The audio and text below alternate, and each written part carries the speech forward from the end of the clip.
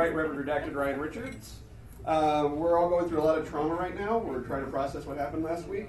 And I've been dealing with both people with disabilities and the mentally ill for a long time, so it's also how I treat conservatives. And what you have to understand is that there's often a deep trauma that is the source of the conservatism, and sometimes it's not actually in the person, it'll happen generations ago. And there was this one guy that I know, his personal story, big Trump supporter. He's this big fat guy. I describe him as a refrigerator with a head. We call him Pork Chop.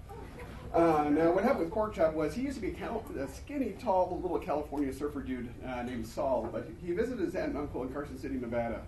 And his aunt and uncle, they got married 6 years before, and they were given as a wedding gift, a miniature Vietnamese potbelly pig that they named Omar Kai Ham.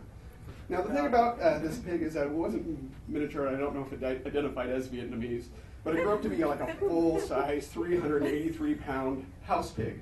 But Saul liked this pig because it was well-trained, it had a good personality, and it also liked to drink beer. So Saul, and the pig could open a can, chug it back, and finish the beer no problem, and give a high five afterwards. It was the coolest thing ever.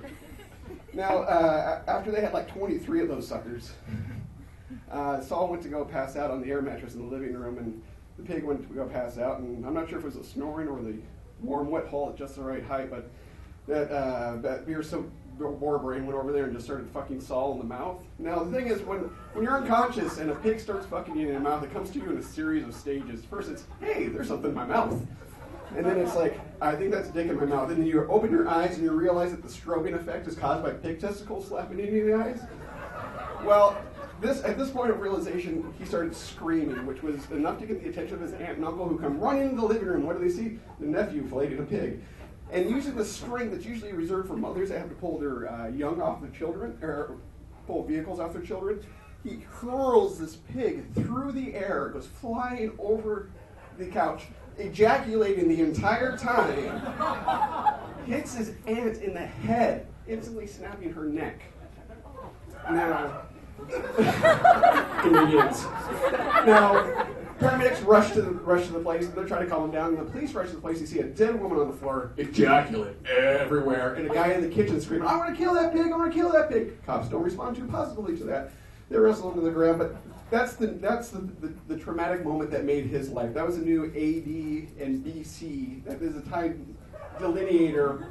It's no longer 2004, it's 4 years after a pig fucked you in the mouth. Now, that skinny little surfer dude ate pork every single meal after that and grew up to be a refrigerator with a head. And he said it was to get revenge against the animal that wronged him. Me, I think he just got a taste for the pork. So keep this in mind when dealing with your racist relatives this Thanksgiving weekend. It's possibly due to a pig fucking them in the mouth. Thank you very much. Let's give a big round of applause one more time.